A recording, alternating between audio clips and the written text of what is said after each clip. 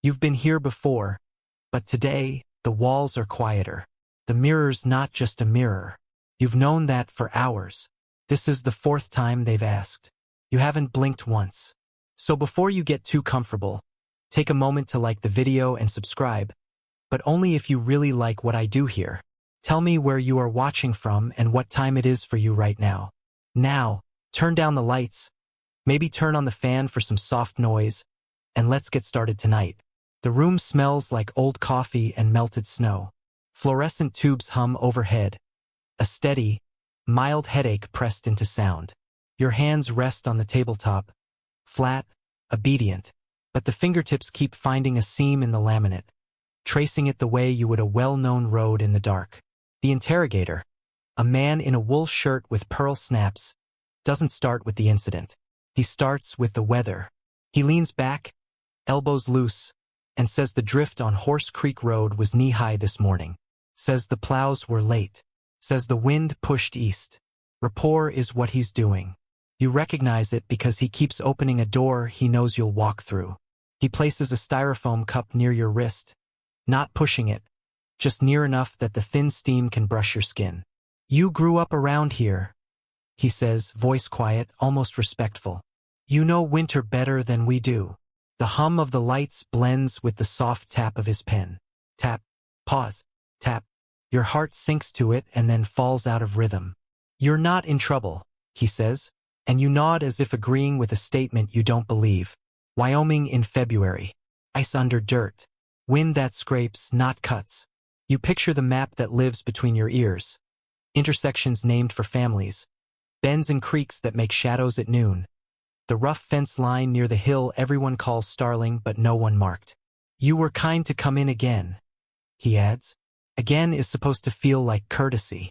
It feels like repetition, and repetition feels like pressure. He asks how the road looked last night. Not where you were, not who you were with. Just the road. You say it was clear. The word lands too quickly. Clear. But your mind fills the silence with images that contradict the word. Powder pluming behind tires, grit snapping the undercarriage, the tunnel of your own headlights calling the snow down. Clear, you repeat, slower this time, trying to give the syllable backbone. Your left hand remains open, relaxed. Your right hand presses so hard into the laminate seam that the pad of your finger flattens, color blinking out. He smiles, not a performance, not warmth either, something procedural and light. I'm from out of state, he says. I still call that kind of sky big. You probably don't. The pen rests, the tip kissing paper without marking it. You ever notice how the wind makes the fence wires sing? You say yes. The answer arrives soft, honest, and too fast. He notes the speed, the way you answered a question that didn't matter. You know he notes it. That is part of the method. Let you hear your own feet on the floor. The mirror to your left is dim and slightly warped. You don't look at it, but you're aware of your posture through it. Chin too high, shoulders squared like you were called to stand in a doorway. You tell yourself to relax and you do relax. It is genuine and it is false. The muscle softens, the spine stays rigid. You reach for the coffee as if to make a small, normal movement, and the cup's rim whispers against the table. The heat is minor, piss-warm. You lift it anyway, grateful for something to hold. Your throat feels like cotton braided too tight. Emily, he says, testing the name in the air. Not accusing, not inviting, placing. He watches the way your eyelids hang a fraction too long. A blink that doesn't quite blink. We're just going to go over a few things, steady as we can. Same path as before. He's gentle. That's the psychology. Sameness as a lullaby. If you walk the same path enough times, your feet forget what stones they step on. He asks when you last saw her. You tell him. The gas station on the highway, the one with the broken clock and the candy jars that never move. You say she was wearing a denim coat with shearling at the collar. You say her hair looked darker against the glass. You do not say the cold rode up your sleeves when the door swung shut behind her. You do not say your breath fogged and then vanished, like a promise kept because it couldn't be held. Pen tap, tap, tap, then stillness. He mirrors the angle of your hands, not a perfect imitation, just enough that your body feels itself reflected. It's disorienting, the way another person can choreograph your muscles without touching you. You feel yourself answering for both of you. You say the station clerk had a mustache. You say the clock read 9:17, even though it's been stuck at 9:17 since last summer. Your mouth offers a fact that's not a fact and sits very still afterward, hoping the air will swallow it. He asks about roads again. Which route home? You describe the two-lane where the elk sometimes stand like silhouettes cut into iron. You say you took the long loop to avoid drifts. The long loop means a stretch past the dark pond with cattails brittle as bones. The word pond arrives in your throat and then you don't say it. You let the sentence end early, a clean edge. He doesn't fill the silence. The fluorescent hum steps forward to do that job. The building breathes, you don't. The coffee cools to the temperature of the table. You seem steady, he says, a compliment without warmth. That kind of night shakes most folks. You nod like you agree, but your heel has drifted to the chair rung and begun to vibrate. A tremor your nervous system sends in place of honesty. You lock the leg still. You look at the pen so you don't look at the mirror. Your jaw loosens, then it hardens, then it loosens again, and both states feel performative. You tell yourself you're calm. Your body behaves like someone mid-blizzard, conserving breath. He asks a question that pretends to be practical. You ever carry a lantern in your truck? He makes it sound like ranch logic, as if a lantern were another tool, like rope, like salt for when the cattle slip. You say yes before you consider the year. Flashlights are easier, cheaper. But a lantern warms your hands and makes a circle of belief out of the dark. In that circle, you can see. Outside it, anything can be imagined. There's a dripping sound from the vent, a condensation tick that rides the hum like a second hand. You begin to count the intervals and then stop counting because numbers feel like rabbits. Once you let them run, you have to chase them. Did you use it last night? He asks. The question lands like snow on wool, soundless, immediate, heavy later. You say you don't remember, and the words come out smooth as if polished. Your eyes flick, against your own command, to the mirror for half a second. The flick is nothing. The flick is everything. The room notices. He opens a file without opening it, just a palm on the manila. The gesture means wait. I know this is tedious, he says kindly, because kindness is a key that fits most locks. I want to make sure I'm not missing anything you told me before. Looping. He's telling you the way down is the way through. You nod and drink what's left of the coffee. Tastes like cardboard and effort. He asks what you did after the gas station. You say you drove. You say the wind pressed from the driver's side hard enough your shoulder began to ache. You say the sky was empty, like a plate after supper, scraped of cloud. You keep talking because silence has started to sound like a tunnel you might slip down. You don't mention the moment the radio turned to static and, for 2 full miles, you imagine the static was the sound of snow erasing something behind you. You don't mention that the lantern, if it was in the truck, would have rolled a little with each curve, a soft knock against the metal, a heartbeat learning to pretend it's a thing. He glances at your hands, relaxed, and at the crescent dents your fingernails left in your palms the last time he stepped out for 5 minutes. Thought and behavior tilt away from each other like mismatched railroad ties. He sees it. You see him seeing it. You tell yourself to breathe through your nose, slow and steady, like church. Let's just stay on the road for a bit, he says, as if to keep both of you out of the deep places. Tell me about the mile marker where you usually turn off. You tell him 33. The number arrives confidently, which is wrong. You always turn at 31. He doesn't correct you. He repeats 33 softly, as if it were your idea to move the earth 2 miles north.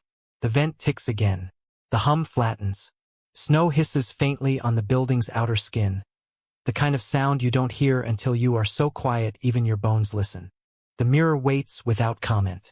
You hold your breath for a count of 4 and release it while nodding, as if you agree with something that was not said. Rapport holds. The room is patient. The door is shut. The hum hasn't changed. It's your ears that have adapted. Every sound has its shape now. The vent's slow tick, the friction of wool against the back of the chair, the faint squeak of rubber soles on linoleum whenever the officer shifts his weight. You could map this room blind. You almost have. The interrogator begins again, same cadence, same distance. You said you left the station at 9:17.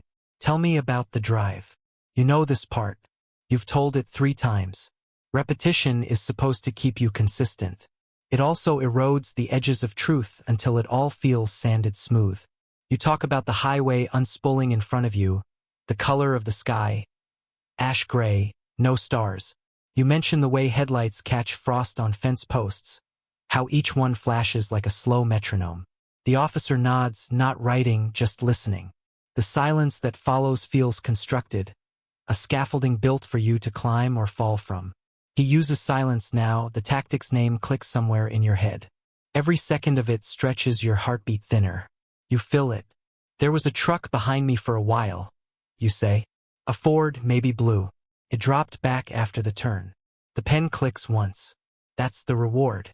You've given something new, even if it's small. You don't remember a truck. You remember the wind. The wind was behind you. He asks, "You sure about the color?" You almost laugh. Not because it's funny, but because you want to move air through your throat. "No," you say. "Not sure." He writes that one down. The pen's tip scratches like frost-biting glass. The mirror glints faintly. You still don't look directly at it. You remember what it reflects, the way your face holds still until it doesn't. You wish they'd turn the lights down.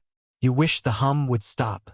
The coffee's gone cold, leaving a ring on the table like a clock with no hands. He slides a folder toward you but keeps it closed. "Emily ever mention that pond west of your property?" he asks, voice light. The question is shaped like curiosity, not accusation. You shake your head once too fast. "No reason she would," you answer. But you think of it anyway, the pond that isn't really a pond, just a hollow that floods when the snow breaks. The cattails that stand even when the ice crushes their bases. You'd seen it 2 days ago, the reflection of a cloud that didn't move. The interrogator leans back again, chair sighing. "Funny thing about memory," he says. "People think it's a photograph. Really, it's more like a sketch drawn over too many times. You want to say you understand, but you don't trust what agreement sounds like right now." He takes a sip from his own cup. The smell of stale coffee floats across the table. "You said before," he continues, "that she planned to visit her sister in Cheyenne. Still stand by that?" You nod automatically, then realize you can't picture Emily's sister. Can't remember if you ever met her. The nod slows, fractures. "Yes," you add, weaker this time. The interrogator sets his cup down. "The thing is, her sister said she hadn't heard from her in weeks." The words land without emphasis. They don't need it. They sit between you like an object you could touch if you wanted to prove it's real. You swallow. The sound is louder than it should be. You hear the dripping vent again. Steady, rhythmic. One drop hits something metal inside the duct. A hollow ping that repeats every 8 seconds. You time your breathing to it, trying to make yourself mechanical, predictable. He watches you. Not your eyes, your hands. That's where people lie from. You know that too. "Did Emily ever seem restless?" he asks. "Restless? Like she wanted to leave town?" The question feels rehearsed. Your answer does too. "She talked about Denver sometimes." You glance at the mirror again. You tell yourself you're checking the clock behind it, but there isn't one. He stands, smooth, almost polite. "Mind if I stretch my legs?"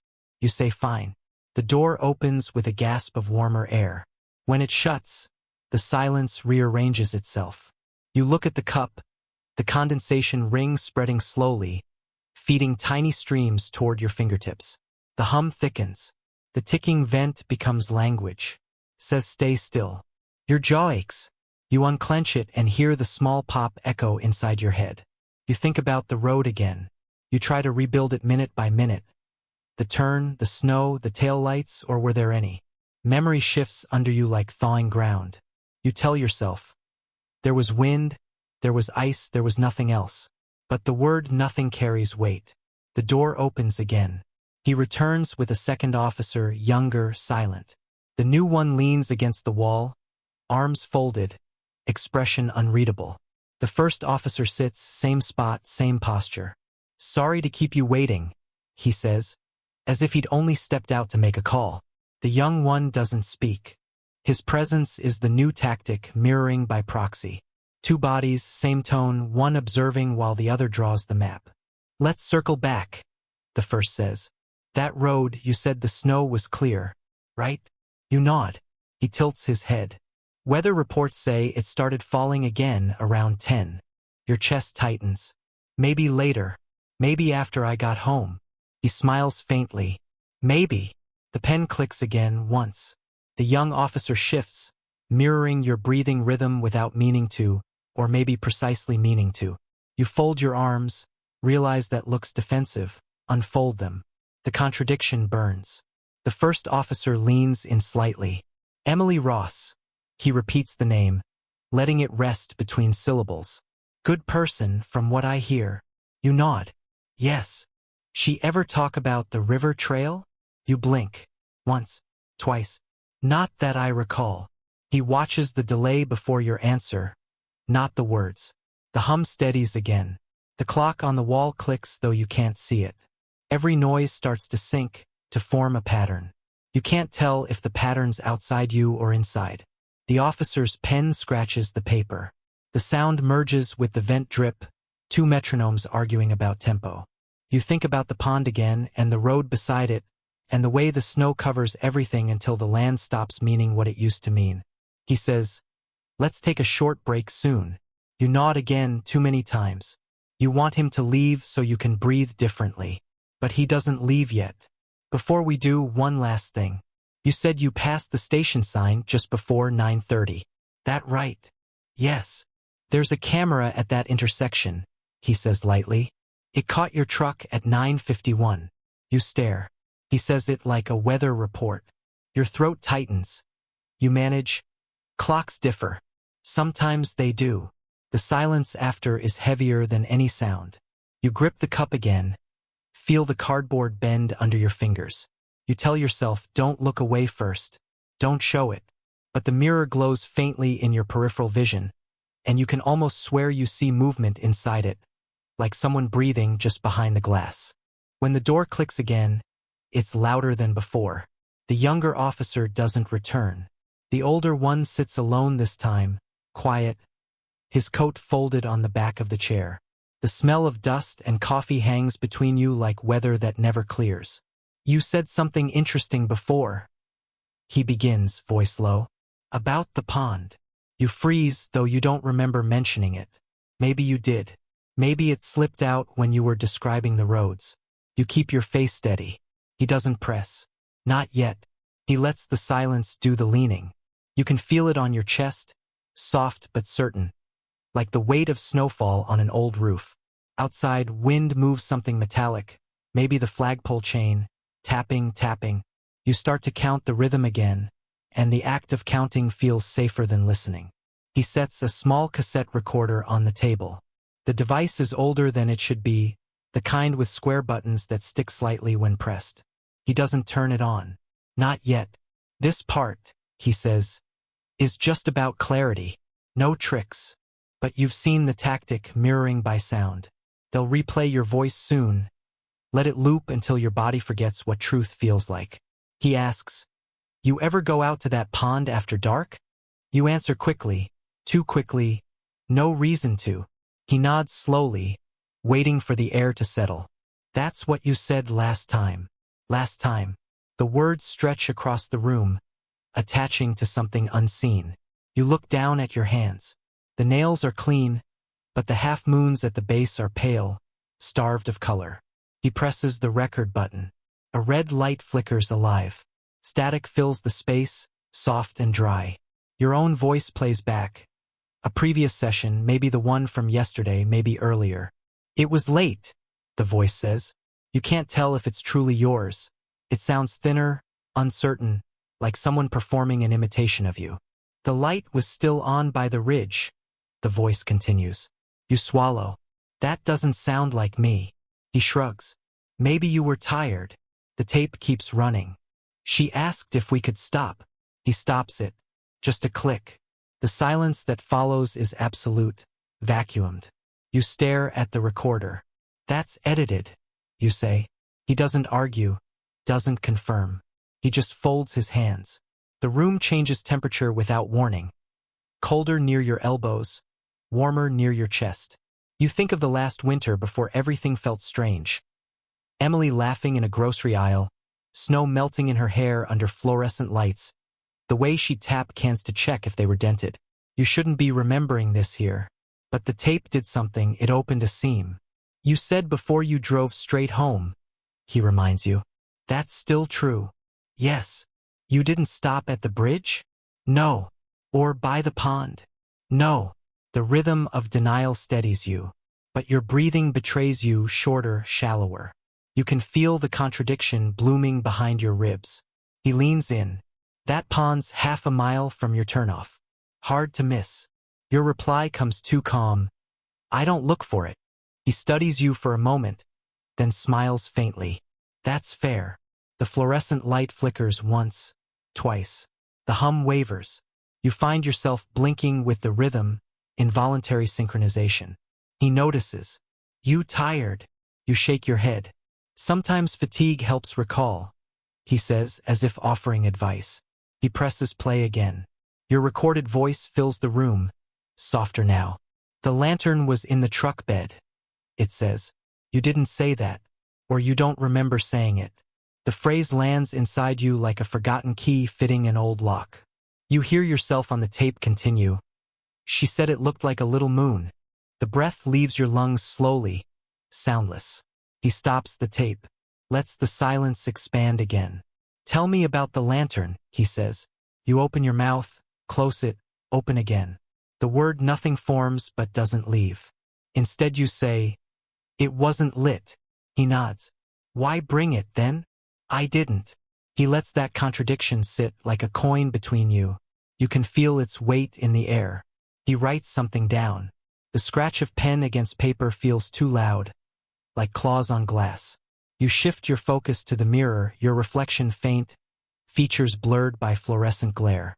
You think you see movement again, a flick of something behind the glass, a shoulder maybe. You know there's a camera there. You pretend it's not watching. People remember things out of order, he says conversationally. It's not lying, it's just layering. You nod, unsure what you're agreeing to. The recorder clicks off. He sets it aside. We'll come back to that. The hum resumes its dominance, a low electrical lullaby. He asks about Emily's truck again. The questions loop. Color, condition, where it was parked. You answer each carefully, the same as before. But inside your skull, everything is louder now. The hum, the tapping, even your heartbeat. Each sound overlaps, forming static. Sometimes, he says, voice quiet. We think we've been somewhere when all we did was imagine it. Memory is a trickster. You think of the pond again, the brittle cattails, the frozen ring near the edge. You think of standing there once. Was it last winter or last night? You can't tell anymore. The contradiction bites again. Your mouth says no, your eyes say maybe. He doesn't point it out. He doesn't need to. The coffee ring on the table has dried into a dark stain. You trace its edge with one fingertip, pretending it's a map. Wyoming looks like that, square, simple, impossible to get lost in unless you want to. The officer stands slowly. Let's take 5, he says, almost kind. You nod. He leaves the room. The door closes, soft. You stare at the recorder. The red light is off, but you can still hear your own voice faintly in your head. She said it looked like a little moon. You can't remember why she said that. You can't remember if she ever did. The hum grows. The drip from the vent stops. Silence becomes a pressure, filling every corner of the room until you can feel it on your skin. The fluorescent light trembles once, then steadies again. You stare at the door. The handle hasn't moved, but you can feel motion on the other side, as if the hallway itself is pacing. When the interrogator returns, he carries 2 things, a folder and another cup of coffee. This one steams faintly, curling like breath in winter. He sets it down beside the old one, aligning them so their rims touch. The gesture is deliberate, almost ceremonial. He sits. You've done well, he says, voice low. You've been patient. That helps. Patience. The word scratches. You want to ask what it's helping. Instead, you nod. He opens the folder just enough for you to see a photograph. Grainy, dusklight, color almost gone. A dirt path vanishing into snow. The edges of tire tracks barely visible. He doesn't slide it toward you. He just lets it rest there. Do you recognize this? You shake your head. Could be anywhere. He nods again like he agrees. That's true. Could be. You look at the image again, and something in your chest turns. Small, like a wheel catching on gravel. There's a shadow near the frame, long and soft-edged. The kind made by a lantern's glow diffused through fog. You feel warmth behind your eyes. Not tears, just pressure. You sure you never stopped? He asks. I told you, no. He studies you quietly, the corners of his eyes folding with fatigue. Okay. The vent drips again. This time, the sound's farther away, buried deep in the duct. The air smells faintly of bleach. You imagine the janitor walking past the hallway, dragging a mop, not knowing how long you've been here. He says, "We can walk through it minute by minute if you'd like." Your throat tightens. The phrase, minute by minute, feels like a trap dressed as structure. You whisper, "Okay." He starts softly. You leave the gas station at 9:17. You drive south alone. You nod. 15 minutes pass. The road's quiet. Maybe one other vehicle behind you, maybe none. Yes. At some point, you see the turnoff for Horse Creek. Right? You keep straight. You nod again. He pauses. You're sure? You hesitate. Yes. The word sounds thinner than before, as if you borrowed it. He looks down, tracing something on the folder with his finger, maybe the shape of the road. Funny thing, you told me earlier the pond sits off Horse Creek. So if you kept straight, you'd never have seen it. You feel your pulse stumble. I didn't mean that part. He raises a hand, gentle, stopping you. It's okay. We'll loop back. Looping. You recognize it now. He's taking you in circles until your language gets dizzy. Each return smooths a detail, erases an edge. You rub your wrists against the table edge, needing to feel something solid. The cold laminate doesn't help. He leans back. Tell me what Emily said to you last time you saw her. You start to answer, stop, restart. She, asked about directions. To where? Cheyenne. He nods. And what did you tell her? That I didn't know. He tilts his head. Didn't you live in Cheyenne for a few years? The air leaves your lungs too fast. Not recently. He doesn't smile this time. He just watches the way your shoulders lock. Sometimes we forget how we help people, he says. Even small help. You exhale slowly. Your hands unclench.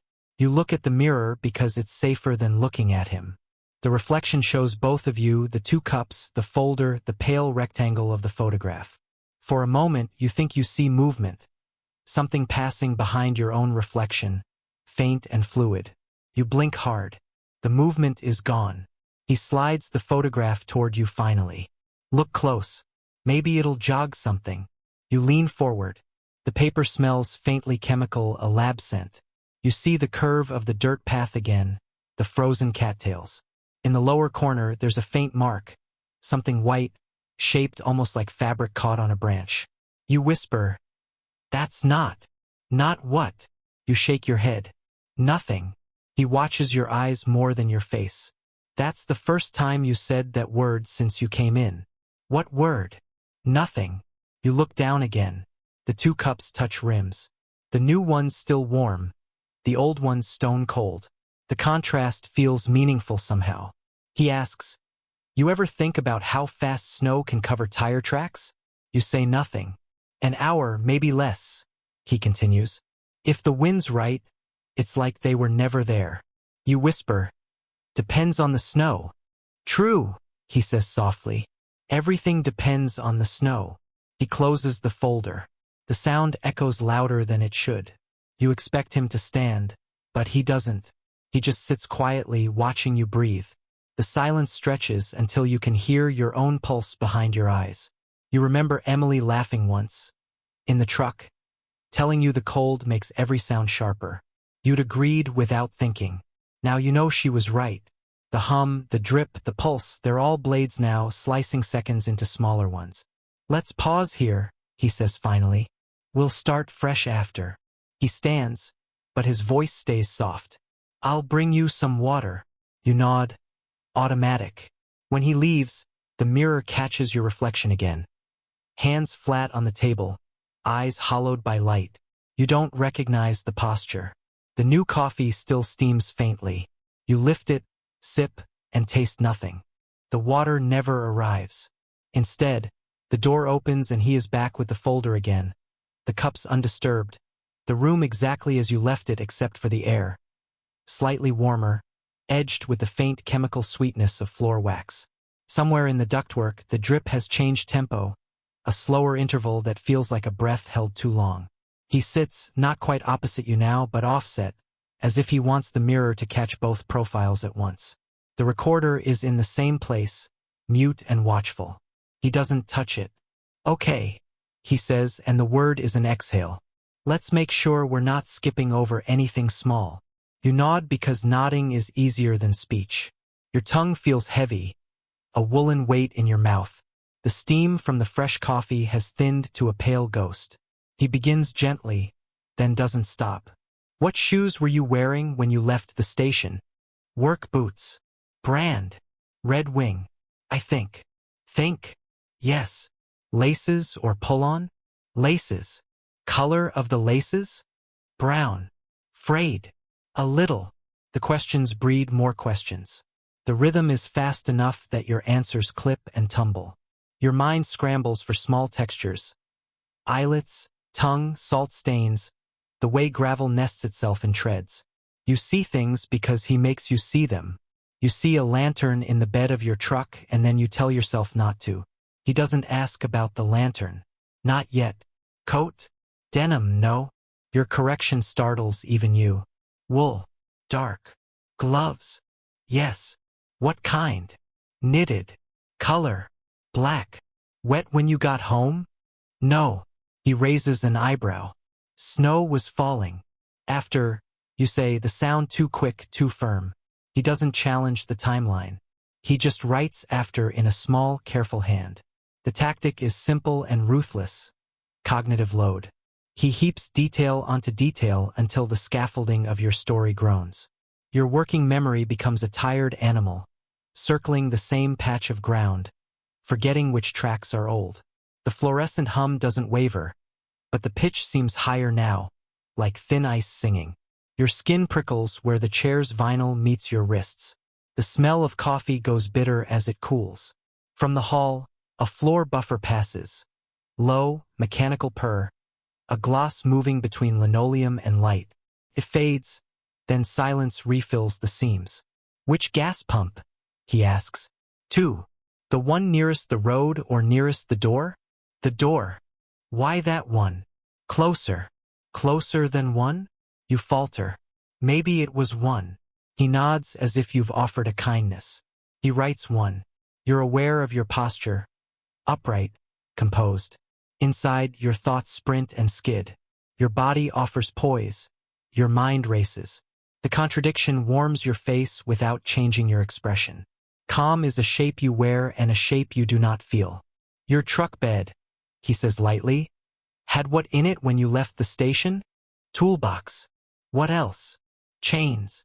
What else? A tarp. What else? You hesitate. The pause lengthens until the hum seems to lean closer. A lantern? He asks, voice level, as if naming a cloud.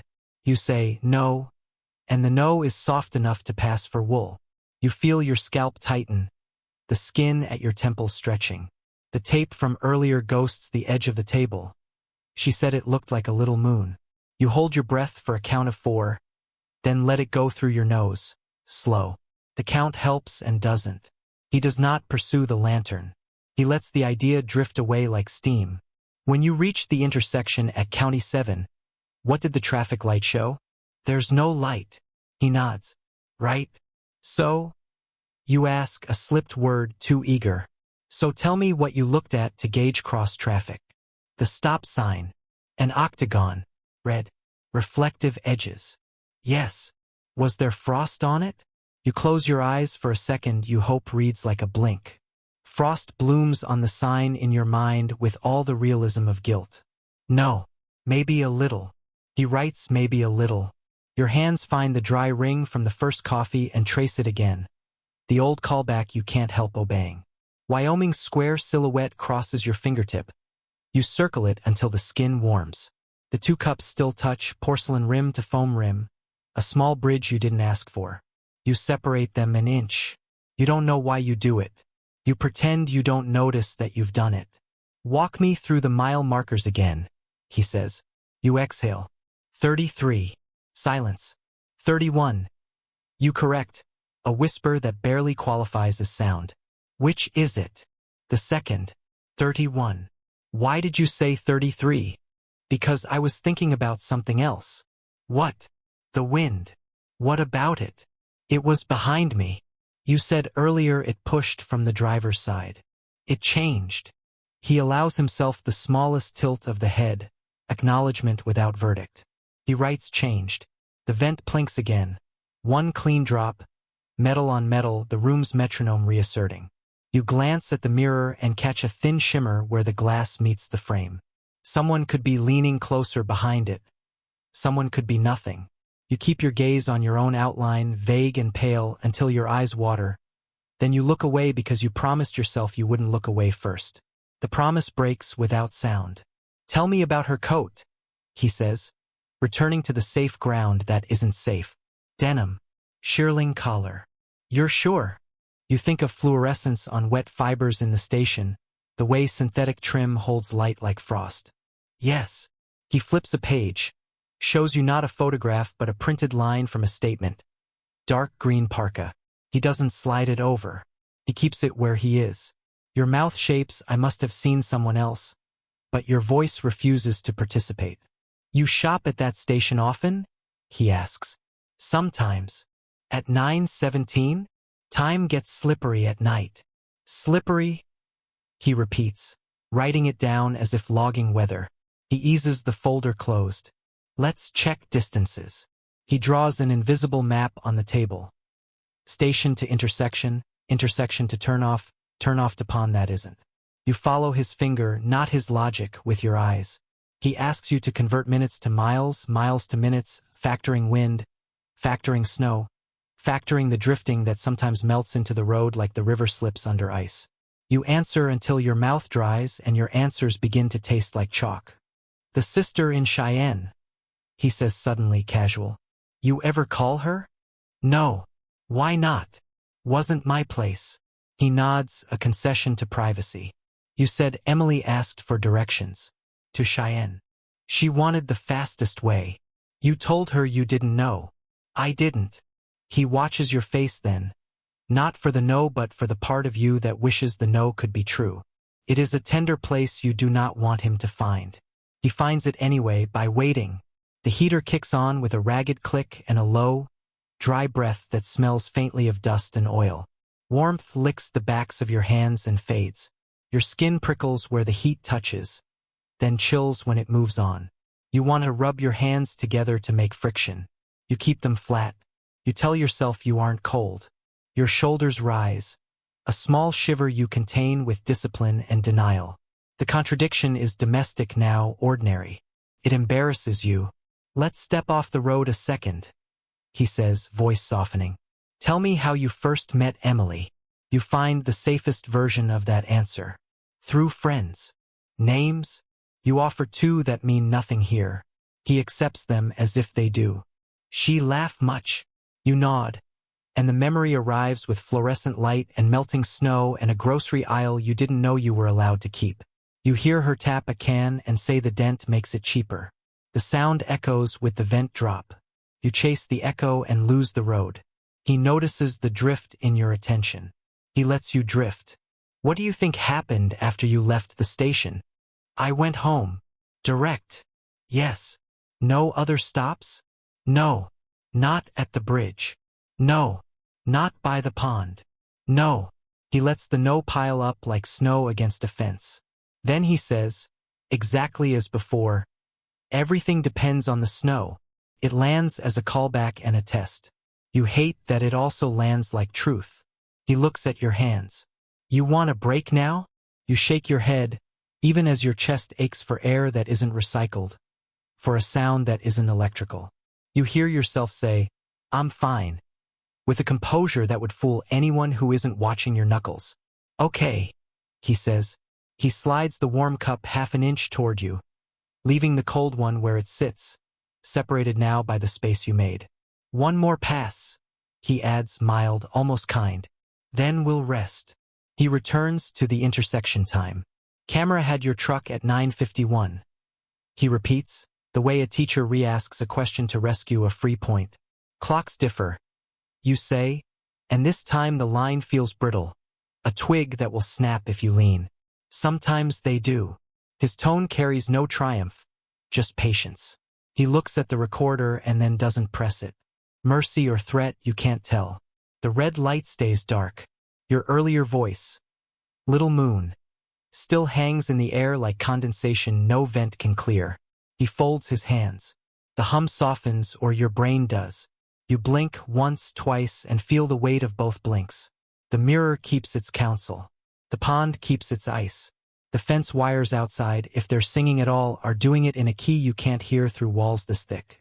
"Map it for me," he says, final stroke of the tactic. "Say it clean, start to finish. From the station door to your front step. No flourishes, just the road." You inhale, taste dust, coffee, winter.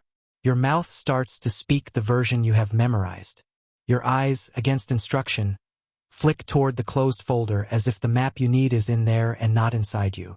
You begin anyway. The road lives somewhere behind your eyelids now. Every time you close them, it redraws itself. Blacktop, fences, the faint suggestion of distant hills.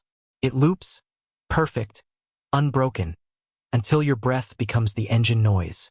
The interrogator watches the transformation happen. "You're good with maps," he says. "Let's trace it one more time." Out loud. Your voice emerges as a whisper. "Station. Turn off. Home." He nods, slow. 3 points. Simple. He pauses. "And in between?" You hesitate. The word nothing forms again, the one he noticed before. But you remember what it felt like to say it, how it didn't sound like absence, but denial. You swallow it whole this time. The fluorescent hum deepens. Either it's grown louder or your nerves have started to tune themselves to it. You stare at the table's edge. The laminate catches a soft reflection of light, like moonlight over frozen water. He leans back. "You ever been ice fishing?" The question is meant to disarm. You shake your head. "People say it's peaceful," he continues. "Just you, the cold, a small hole cut in the surface." You wait and you listen. You'd be surprised what you can hear under all that ice. You know he's not talking about fishing. He flips open the folder again and lays down a photograph of Emily. It's cropped close. Smiling, unaware, the kind of photo used in local bulletins. Her eyes look slightly away from the lens, toward someone unseen. The image makes the room shrink around it. "She ever tell you what she was looking for that night?" he asks. "No. Not even a hint?" "She didn't say. People don't usually drive that late without a reason. She said she needed gas. That's all. That's all." He waits. Silence unfolds between you, wider than the table. The mirror's reflection doubles it. You see yourself twice, once living, once delayed. A droplet falls inside the vent again. Ping. The rhythm returns. He begins to speak again, quieter this time. "We found something near the ridge," he says, voice flat, measured. "About half a mile from your turnoff. Not near the pond, closer to the fence line." You feel your pulse accelerate, but keep your face still. "What was it?" He doesn't answer immediately. He looks at the mirror instead. A brief pause, the sound of another person breathing on the other side. "Fabric," he says finally. "Blue. Torn." You stare at the photograph of her, the cropped smile. Blue. The denim coat. You want to say lots of people wear blue. Instead you say, So we'll send it for testing." The way he says testing lands like a door closing. He doesn't move for a long while. Then, casually, Tell me what you did when you got home. You blink. The narrative snaps back into motion. Parked. Went inside. Slept. No dinner. Wasn't hungry. TV. No. Radio. No. He tilts his head. Silence helps you sleep? You shrug. Sometimes. He smiles faintly. It helps some people. Others, it keeps them awake. You feel the contradiction surface again. You speak in calm, measured tones, but your fingers drum against your thigh, a pulse you can't disguise. The body tells on the mouth. He leans forward, elbows on the table. You said you parked. Where? Driveway. Facing the house or the road? You pause. House. Headlights on or off? Off. He nods slowly. Neighbors say they saw lights around 10:15. Not mine. Whose then? I don't know. He repeats the lines softly, like reading from a script. You don't know. The phrase loops once, twice, until it starts to sound like another person saying it from somewhere deep in the ductwork. You look at the clock above the door. It doesn't show time. It's stopped, its second hand trembling against the glass. You hadn't noticed before. The interrogator follows your gaze. Clocks differ, he murmurs, echoing you. The callback stings. You wonder if he practiced it. He stands, stretches. I'll have them bring something to eat. You don't answer. He turns toward the door, then pauses. Do you want to hear the tape again? No. You sure? Yes. He leaves it anyway, the recorder sitting between you like an unspoken dare. When the door closes, you stare at the black plastic casing, waiting for the red light to flicker on its own. It doesn't. The silence that follows is strange. Not total, but layered. Fluorescent hum, distant ventilation, your own pulse. You realize that even silence is noise when you've been listening this long. Your thoughts start to spiral, not memory, but its shadow. You see headlights on a ridge. You see snow blowing sideways, the powder dancing like static. You hear her voice, or maybe just the wind imitating it. It's colder than it looks. You open your eyes. The mirror returns your gaze perfectly this time. No shimmer, no figure behind the glass. Just you, pale, smaller than before. You whisper to no one, everything depends on the snow. The words sound truer every time you say them. The sandwich arrives without ceremony, plastic wrap, white bread, a slice of something that could be cheese. The interrogator sets it on the table beside the cold coffee, then sits without eating. His posture is easier now, almost domestic. You stare at the sandwich. You're not hungry, but the smell of processed bread anchors you in the room, reminding you of texture, of the small human act of chewing. He takes note of your hesitation and says quietly, you should eat something. Helps keep the blood sugar steady. You nod but don't move. The hum from the fluorescent tube throbs above you like a pulse that isn't yours. He lets the silence stretch, the tactic of waiting, the weaponized calm. Then, softly, you said you got home around 10. That right? Yes. Anyone see you? I live alone. Phone calls? No. Anyone who could confirm that? You shake your head. No. He nods like you've done something reasonable. Solitude's easy out there, he says. No streetlights, no neighbors, just wind and coyotes. The word wind opens a door in your mind. For a moment you're back in it. Headlights on a two-lane, white dust tumbling like ghosts across the hood. You grip the edge of the table. He sees the shift. You all right? You nod again. Take your time. You look at the sandwich and finally pick it up. The bread sticks slightly to your fingertips. The act of biting into it feels foreign, like pretending to be someone who still lives in an ordinary world. He watches you eat one corner before he speaks again. I grew up in Idaho, he says. Town smaller than this. People disappear out there sometimes. Usually weather. Sometimes rivers. Sometimes people just get tired and drive till the tank runs dry. You chew slowly. It's not like that here. He raises an eyebrow. No. You shake your head. People notice. They do. He agrees. Eventually, the lights flicker. Once, twice. You both glance up. The hum dips a note lower like a generator exhaling. When he speaks again, his voice is different. Less procedural, more human. You and Emily talk much before she left the station? Not really. What did she say? She asked for directions. To Cheyenne. Yes. He tilts his head. You said earlier you told her you didn't know. I didn't. Then how did you answer? You open your mouth, close it. I said I wasn't sure of the roads that late. He nods slowly. So you did answer. I guess. He smiles faintly. Memory's a tricky thing. He takes out a small notepad this time instead of the folder.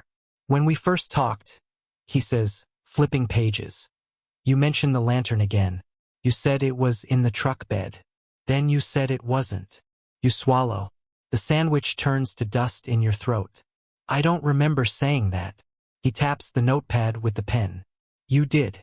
You said she called it a little moon. Your pulse hammers in your neck. I don't know why I said that. Maybe you were remembering something true, he says gently. You push the sandwich away. The fluorescent hum grows louder. A trembling halo above your head. He slides the recorder closer. Would it help to listen again? No. You sure? Yes. He doesn't turn it on. He just lets his hand rest on it. The gesture itself is pressure enough. Then, you ever drive out by the river trail after dark? You shake your head. No reason to. There's always a reason. Not for me. He studies you, then sits back. You know what I think? You don't answer. I think you're tired of being careful. The sentence lands like a knock from inside the mirror. Your breath catches. You look at the glass instinctively, expecting to see movement again. There's nothing there. Just the thin reflection of a man who doesn't look like someone waiting to be believed. You said it yourself, he continues. The night was clear. You nod. Wind behind you. Yes. Road empty. Yes. Then why couldn't you see the pond until the turnoff? You blink. Because I wasn't looking. He repeats the phrase softly, like a prayer. Wasn't looking. He stands, walks around the table, and stops just behind you. The scent of his jacket, wool, tobacco, cold air, replaces the smell of coffee. You can hear the pen click open, the scratch of writing you can't see. Sometimes, he says quietly, we see more than we want to, and then we start building walls. We make silence do the work for us. You stay very still. What do you want me to say? Whatever's left. There's nothing left. That word again. You clench your jaw. It's true. He steps back, slow, measured. The air seems to move with him, expanding. He returns to his chair. All right, he says softly. Let's talk about the tape one last time. You close your eyes. The hum fills the space behind your eyelids. He presses play. Your voice emerges again, fragile and too calm. She wanted to see the stars before she left. You open your eyes. That's not. He stops the tape. Not what? I didn't say that. Someone did. It's edited. He shrugs, eyes gentle. Maybe. Or maybe you remember more than you think. He doesn't push further. The silence returns, thick with static. The hum and your pulse blur into one sound. Finally, he says, we'll stop for tonight soon. You nod, exhausted. He stands, walks to the door, hand on the handle. Before I go, he says without turning, do you ever dream about the snow? You stare at the back of his head. Everyone here does. He nods, as if that confirms everything. When he leaves, the mirror holds only you and the faint reflection of the tape recorder's red light. Flickering once, then going still. The room feels smaller when he's gone. Not empty. Compressed. Like the air itself remembers every word and keeps it suspended. Waiting for replay. You sit with the tape recorder still glowing faintly. A tiny red dot in the darkened corner of the table. The single ember left from a burned-out fire. You don't look at the mirror. You can feel it watching, the pressure behind the glass. Someone's posture mirroring yours, breathing in sync. You can almost hear the whisper of movement through the wall. Not quite human, not quite mechanical. You tell yourself, it's the ductwork. It's the wind. It's nothing. The fluorescent hum deepens, dipping into a lower register. The rhythm of the drip from the vent is gone. In its place, a dry click, irregular, like a heartbeat skipping every third pulse. You close your eyes just for a second. The darkness behind your eyelids is not restful. The room remains, imprinted in afterimage. 2 cups, one still steaming faintly, one ringed with dried coffee. A photograph half under the folder. A pen that never stops tapping even when it's still. Then you hear the door open again. The interrogator's voice is softer now, almost soothing. "Sorry about that," he says. "Had to make a call." You don't ask to whom. He sits, places a small tape cassette on the table. The label reads night of February 3rd. His handwriting neat and narrow. He slides it toward the recorder, but doesn't insert it yet. "This one's from the search team," he says. "Body cam audio. Want to hear a bit?" Your breath catches. The instinct is to say no. Instead you ask, "Do I have to?" He shakes his head. "You don't have to, but it might help." You stare at the cassette. You think of magnetic tape. Thin, delicate, easily stretched until it warps the truth it holds. "Help what?" "Understanding," he says. He clicks the tape into place. The machine whirs, then begins. Wind, boots in snow. The distant hiss of a flashlight beam cutting the dark. A voice, male, distorted by the mic, calls out. "You see that?" Another voice answers, closer. Looks like fabric. Then, silence. And under it, faint, a sound you can't place. Something soft, rhythmic, like a rope brushing against wood. He stops the tape. The sound doesn't stop in your head. "That was near Horse Creek," he says. You look at him. "You think I don't know that?" He doesn't answer, and the silence he leaves feels worse than accusation. He leans forward, elbows on the table. "Tell me about the bridge." "What bridge?" "The one by the old sawmill." You blink, confusion sharp as ice. "That's miles from my route." He nods. "That's what you said before." The tape is still humming faintly, the reels turning even though the playback has stopped. You can hear the magnetized hiss, the ghosts trapped inside it. He lowers his voice. "We found the lantern there." You freeze. The words hit the air softly, without weight, but the echo lands hard. He watches your reaction with the precision of someone timing a pulse. You try to laugh, but it comes out dry. "You think that means anything?" "It means it wasn't in your truck." "I told you it wasn't." He nods. "You did, after you said it was." He opens the folder again. A single photograph slides forward. Grainy, low light, the lantern sitting in snow, glass cracked. You can't tell if the glow in the picture is from the bulb or from the flash that captured it. "Recognize it?" he asks. You stare at it too long. "No." He sets the photo down gently, aligning it with the edge of the table. "You ever break glass by accident?" "Everyone has." "Ever cut yourself?" You frown. "What's your point?" "Just wondering if that's your blood on the handle." You go still. The hum of the light sharpens, like the sound has teeth. He doesn't move, doesn't blink. He lets the statement breathe. Finally, you say, "That's not possible." He nods. "Maybe not." He writes something down, slow, deliberate. The smell of the room changes. Faint ozone, like static before a storm. You think of headlights cutting through snow, how the air tastes metallic when it's about to freeze harder. He speaks again, voice softer. "When you said she wanted to see the stars before she left, what did you mean?" "I didn't say that." He studies you. "Then who did?" You press your palms flat on the table. "Not me." He leans back. "Maybe it wasn't your voice, but maybe it was your memory." The phrase drifts between you, fragile and toxic. You don't touch it. You want to stand. You don't. You want to shout. You don't. You sit in perfect stillness while every muscle in your body screams movement. The contradiction tightens around you like a wire. He watches, patient. "You know what I think?" You don't answer. "I think you keep hearing the wind and calling it silence." You almost smile, but it's not humor, it's survival. "That's poetic," you say. He nods. "Truth usually is." The fluorescent tube buzzes louder. then dims. Shadows move across the table like passing clouds. The reflection in the mirror flickers, split for an instant. Two of you, then one. He closes the folder. We'll finish soon. The word finish feels final in a way that frightens you. He stands, straightens his jacket. You should rest. You whisper, "Can I go home?" Eventually, he leaves the room. The door clicks shut. You exhale, realizing you've been holding your breath for an entire minute. You stare at the photograph of the lantern, at the hairline crack in its glass. It reminds you of frozen rivers in late winter. Solid on top, moving underneath.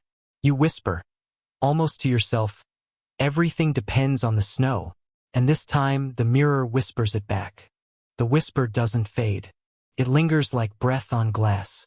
You tell yourself it's an echo, a trick of acoustics, ventilation, concrete, fatigue, but the cadence is exact.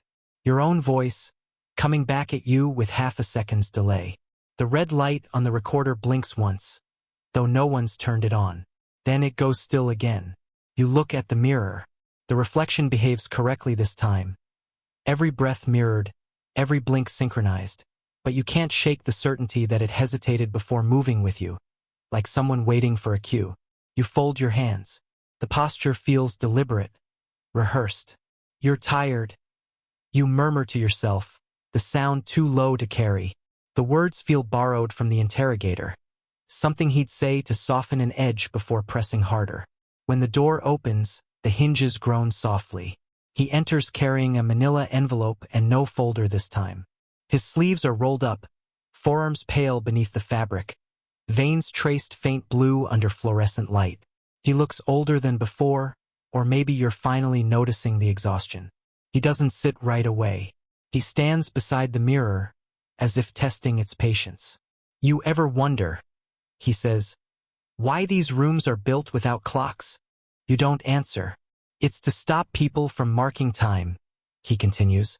You lose sense of duration, and the mind starts to loop. You start to listen instead of count. He sits, opens the envelope, and slides out a printed transcript.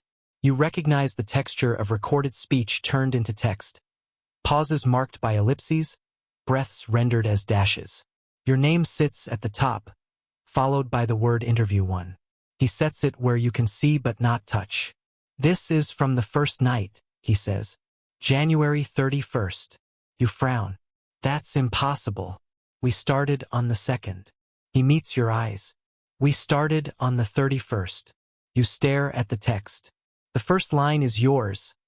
"I didn't see her after the station." Then a long pause. Then, "The lantern was already broken when I found it." Your pulse rises. "That's not right," you say. "That's not me." He studies your face. "You're certain?" "Yes." "Maybe you're remembering the second interview." "There wasn't one." "There was." He flips the transcript to show a second page filled with your words. Words you don't remember saying. "It was too quiet by the river. She said the stars looked closer near water. I didn't want to look." The phrases crawl across the page, small and precise. You can hear the tone in your head, the same calm cadence you've used all evening, the same detached logic. He watches you read. "Do you notice anything about your language?" You shake your head. Every statement is spatial. Distance, direction, light, but not a single emotion. He taps the paper. That's what silence does to people. It removes adjectives first. You don't look up. "Where did you get this?" He shrugs. "Records department." "There's no record department here." He smiles faintly. "You'd be surprised." You push the transcript away. "It's fabricated." "Maybe." He lets the word breathe. "Or maybe it's just memory catching up." He stands again, restless energy coiled under the quiet. He walks to the corner of the room, touches the mirror's edge with one finger. "You ever stood on a frozen lake?" You blink at the non sequitur. "Yes." "What did it sound like?" "Like thunder under glass." He nods. "That's stress. Pressure finding its voice." He turns to you. "That's you right now." You exhale through your nose. "You enjoy this." "Not enjoy," he says softly. "Just believe in process." He sits again. Let's try something different. He reaches into the envelope and pulls out a photograph, the same road you've seen before, but taken from a different angle. A long streak of light cuts diagonally across the snow, something between headlight and reflection. Do you see that line? He asks. Yes. What direction is it pointing? West. He nods. Toward the ridge. You don't reply. He leans in. Tell me what you see when you look west from your porch. The answer comes before you can stop it. Fence posts. The old barn. The tree line. He waits. And beyond that? Nothing. That word again. He slides the photo closer. It's strange, he says. Everyone who drives that road says the same thing. That there's nothing out there. But if you stand still long enough, the landscape starts to repeat. The fences, the snowbanks, even the stars. They loop, like a record skipping.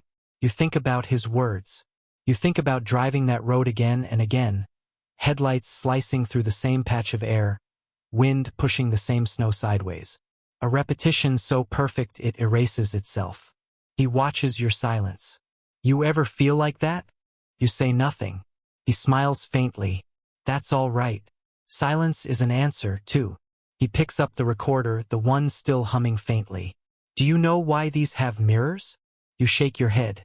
Because reflection changes behavior. You talk differently when you see yourself talking. He holds the recorder near your face and says, Look. You glance at the mirror. For a moment, the red light doubles, one in the device, one in the reflection, blinking slightly out of sync. The delay is seconds, maybe less, but it feels like time dividing itself. He lowers it slowly. The longer you sit here, the more the mind edits itself. Eventually, you'll say what you remember instead of what you wish you did. You whisper. And what happens then? He folds the transcript back into the envelope.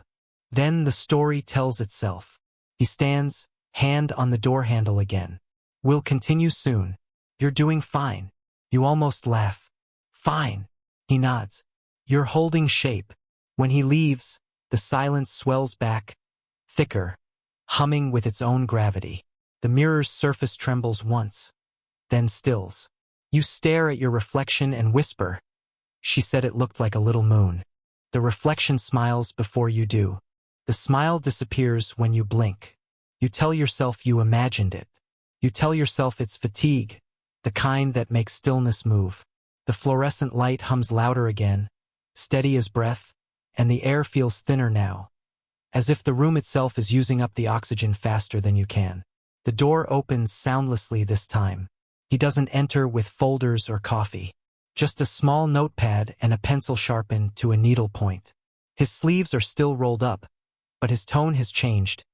Quieter, deliberate, the kind that doesn't seek answers so much as reactions. He sits, sets the pad down, and draws a line straight across the top page. We're close, he says, not looking at you. Close to what? Consistency. You watch the pencil move, small scratches, geometric shapes. I thought we were finished last night. He glances up, mild smile. It's still night. You look at the clock that doesn't move, at the fluorescent hum that doesn't change. You're lying. He shrugs. Could be. But lies only matter if time exists to measure them. He turns the pad so you can see. A sketch. 2 parallel lines representing a road. A rectangle near the top marked station. Another labeled pond. He taps the space between them. This is the part you keep leaving out. You stare. There's nothing there. That word again. You inhale, slow, the air dry against your teeth. Because there isn't. Then let's talk about what nothing looks like. He leans forward, elbows on the table. Describe it to me. The space between the station and the pond. You shake your head. Dark. Dark how? Empty. Empty how? Like, you stop. Your throat locks. Like headlights without sound. He writes that down carefully, his pencil barely whispering. That's a good image. The silence between each question stretches a little longer. It's deliberate. You can hear him using it as a shape. The silence tactic, perfected. Each pause forces your mind to fill it, to build meaning where there isn't any. He says, Tell me about when you stopped. I didn't. He nods. Okay. Tell me what it felt like not to stop. You look at him, uncertain if it's a trap. It felt the same as stopping. That's closer, he says, writing again. You realize your palms are sweating. You press them flat against the table to hide it, but the slick warmth stays. The room smells faintly of graphite and cold coffee. The drip from the vent returns, softer now, a slower pulse. He asks, what did you see when you passed the turnoff? Snow. What else? Fence posts. What else? You hesitate. Light. He looks up sharply. Where? Behind me. Headlights. No. You whisper. Lantern light. The words escape before you can stop them. He doesn't react. He lets the air hold it for him. You can hear the scratching of his pencil again. Tiny, fast strokes, like the sound of mice inside walls. You said that before, he says finally. You said the lantern was behind you. You shake your head. I didn't. You did. He opens the notepad to a previous page and slides it forward. There, in your own handwriting or something that looks like it, is a line. Light behind. Snow moving forward. Stop before the fence. You stare at it, your name signed neatly beneath. That's not mine, you whisper. Who else would write it? I don't know. You're the only one here. You want to stand, but your body won't respond. You feel the floor tilt slightly, the hum vibrating through your bones. The mirror wavers, just enough for the reflection to lag again. He closes the notepad. You said before she wanted to see the stars. Why there? I didn't say that. He leans back, folding his arms. You remember what the stars looked like? You close your eyes. You shouldn't, but you do. You see a dome of sky, low and colorless. The stars aren't shining. They're trembling, the way headlights look through fog. You feel the weight of air on your chest, the way your breath turned to ice before it left your lips. You open your eyes. I don't remember. Yes, you do. I don't. Memory isn't a choice, he says softly. He stands, walks toward the mirror again. You can't see his face, only his reflection. Blurred, almost translucent. He touches the glass with one fingertip. Do you want to know what she said when they found her car? You freeze. Her car. He turns. Locked. Empty. Half a mile from the pond. You shake your head. That's not possible. Why not? She would have called. He studies you. Did you check your phone that night? You blink. The question shouldn't matter, but it does. You can't remember. He sits again, closer now. The lantern, the coat, the car. They all tell parts of the same story. You just haven't decided which version to keep. You whisper, you're twisting it. He nods, almost kind. That's what mirrors do. The drip stops again. The hum flattens to a single note. The air feels solid enough to touch. He says, tell me what you heard when you passed the pond. You want to lie, but something inside you insists on honesty or exhaustion. Water, you say. Flowing. No. He waits. Moving under ice. He nods. The river beneath the snow. You meet his eyes. You said that before. He smiles faintly. No, you did. You don't remember saying it, but the words sound like yours. He closes the notepad gently. You should rest. You whisper, am I going home? Eventually, he says again. When he stands to leave, the mirror catches him mid-motion, and for one impossible moment, your reflection doesn't follow. It stays seated, still staring, while the rest of the world moves. Then it catches up. The door closes. The hum returns to normal. You look at your hands, still pressed flat against the table. They're trembling. Or maybe the table is. You whisper. She said it looked like a little moon. This time, you're not sure whose voice answers back. The next time he enters, the light has changed. You don't know how long he was gone, or if he ever left at all. The hum sounds thinner, the kind that rings in the bones of your teeth. The air smells faintly metallic, like cold iron or the inside of a lantern. He doesn't bring coffee or paper or the folder this time. Just himself and the stillness that walks in with him. Morning, he says, could be a lie. could be truth. The windowless room offers no opinion. He sits but doesn't face you. He sits sideways, staring at the mirror. You ever think about reflection? He asks. You say nothing. Reflection isn't reversal, he continues. It's repetition. Everything the same but facing the wrong way. He lets that linger. Then softly, that's what we are now. You and me. Same conversation, just flipped. You keep your eyes on the tabletop. The laminate pattern looks like faint water currents. You follow them with your finger. I've told you everything I know. He nods slowly. Then tell me what you don't know. The request feels impossible, but his tone makes it sound logical. I don't know what happened after I left the station. That's a start. I don't know why her truck was there. Good. I don't know who found the lantern. Better. You stop. He waits. I don't know what I said on the first tape. You whisper. He exhales, small satisfaction hidden behind calm. That's what memory does. It erases the tape until it's ready to replay. The mirror hums faintly behind you, just under the fluorescent tone, almost like breathing. You catch movement again.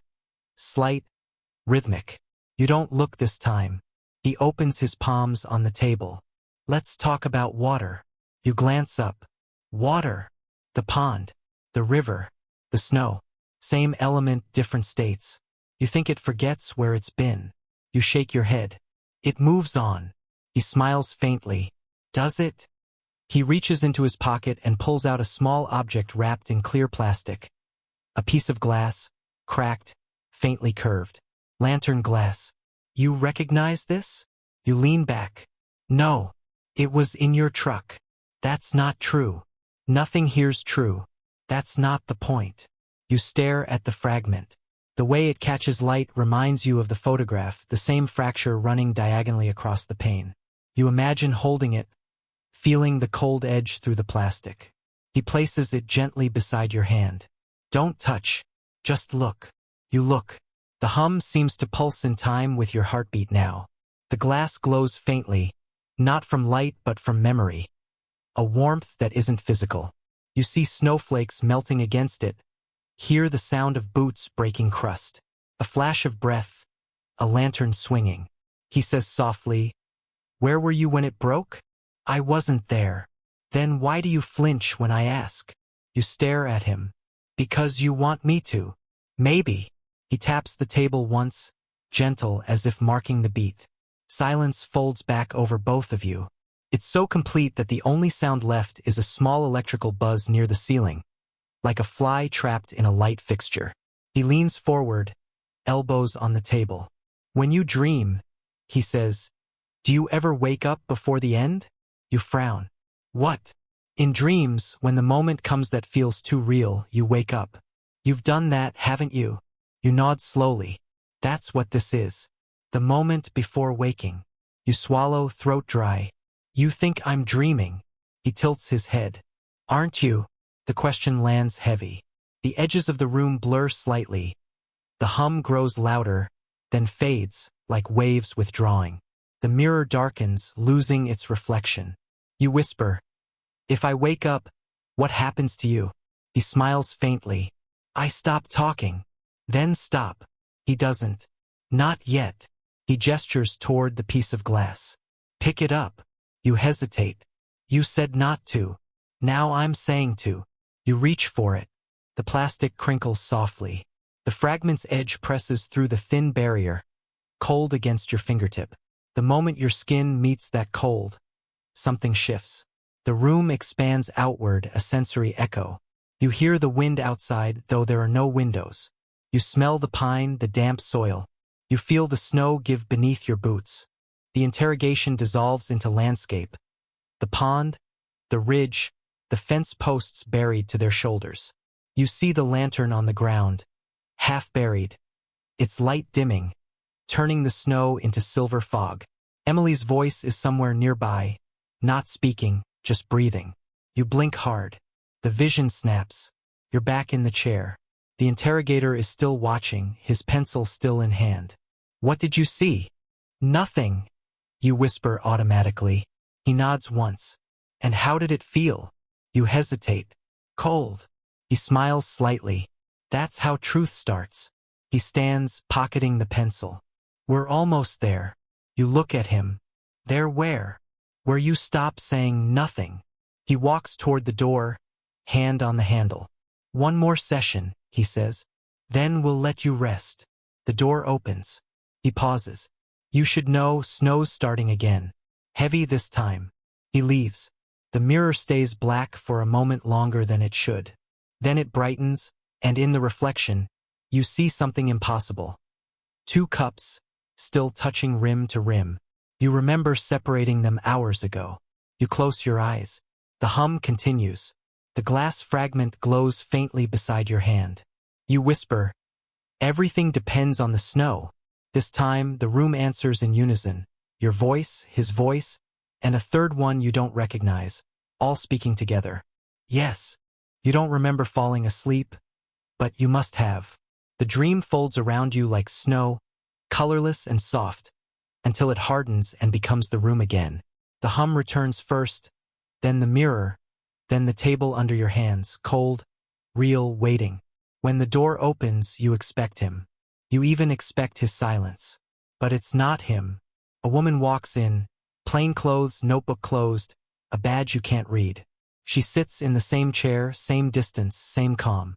"I'm taking over for a while," she says. Her voice carries no weight, no authority, only the tired patience of someone repeating the last step of a process. "You've spoken with Agent Delaney for 3 nights now." You blink. 3. She nods. "He says you're close to remembering." "I've remembered everything." "Then tell me what you remember." You stare at her hands, folded over the notebook. "He said he found the lantern in my truck." Her head tilts. "Is that what he said?" You pause. "Isn't it?" She opens the notebook, glances at a page. "The lantern was found at the ridge, near the bridge. We didn't mention your truck."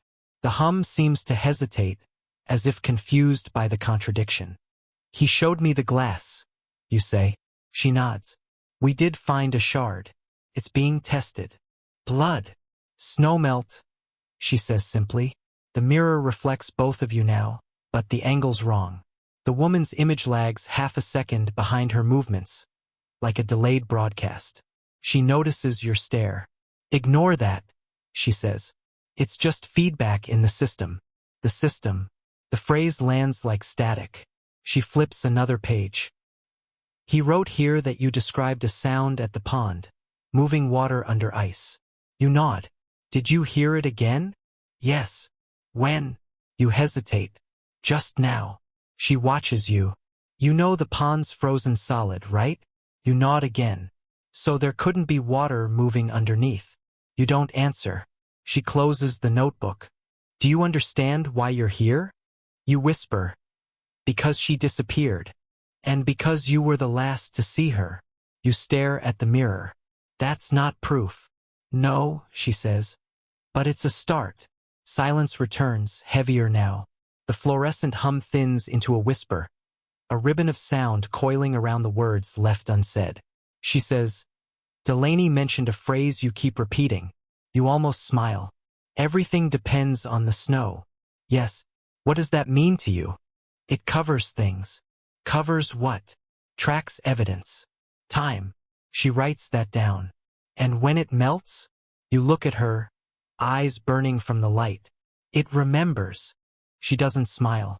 "That's poetic," she says, using his word, and the echo cuts through you. You look at the door. "Where is he?" "Delaney?" "Yes." Her eyes flick to the mirror. "He's watching." You look, but the glass is black again. She gathers her notes. "We'll take a short break. Then I can go?" "We'll see." She stands. "Do you want the light dimmed?" You nod, though you know it won't help. She leaves. The hum softens. The air grows warmer, heavy. You look down at the table. The shard of glass is still there, unwrapped now, edges catching the dull light. You reach for it. Your fingers tremble, not from fear but familiarity. When your hand touches it, the room tilts, not violently, but with the weight of revelation. You're back on the road. The snow is falling sideways. Emily's voice says something you can't remember. The lantern swings once, twice, slips from her hand, and the light inside fractures. You see your own boots move forward. Hear the crunch. Hear yourself say, "We'll find it later." Then it's gone. You open your eyes. The room's still here. The mirror's black. The door's closed. You're alone. The shard rests under your palm, faintly warm. And from somewhere behind the glass, a voice you can't identify, his, hers, yours, whispers, "You found it." You don't answer. You just sit in the stillness, the hum fading to quiet. The mirror stays dark. The air smells of snow.